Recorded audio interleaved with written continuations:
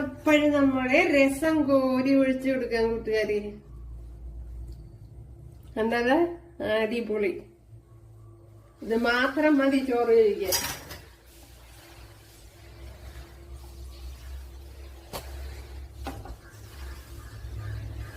Super.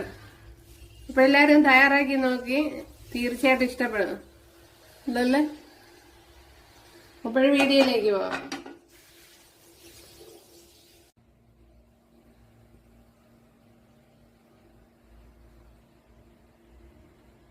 Hi കൂട്ടുകാരെ, സെലം ബ്ലൗസിലേക്ക് സ്വാഗതം. ഇന്ന് ഇതുപോലത്തെ ഒരു 250 ഗ്രാം മുളക് എടുത്തിട്ടുണ്ട്. ഉണ്ടല്ലേ, ഇത് ബജിമുളകൊന്നല്ല, നമ്മള് സാധാരണ നാടൻ പച്ചമുളക്. അപ്പോൾ ഇത് വെച്ചൊരു റെസിപ്പി നോക്കാം.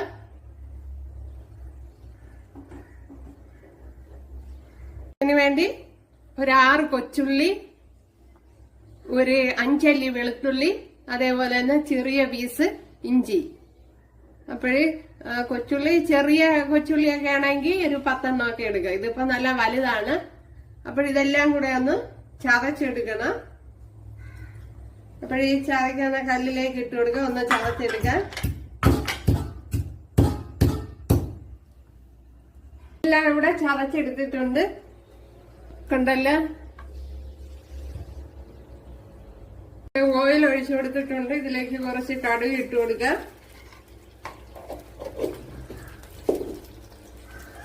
അതേപോലെ തന്നെ ഒരു 1/4 ടീസ്പൂണ് ഉലുവയും കൂടെ ഇട്ട് കൊടുക്കുക. ഇവിടെ കടുക് പൊട്ടിയിട്ടുണ്ട്.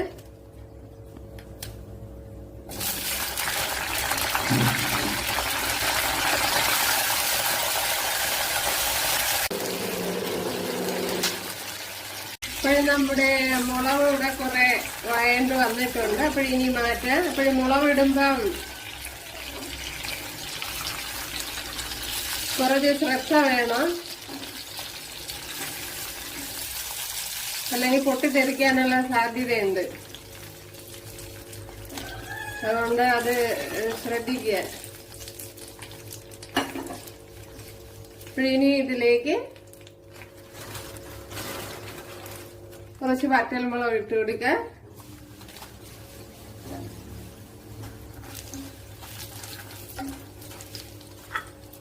അതിനുശേഷം നമ്മൾ ചതച്ച് വെച്ചിരിക്കുന്ന ഇട്ട് കൊടുക്കുക.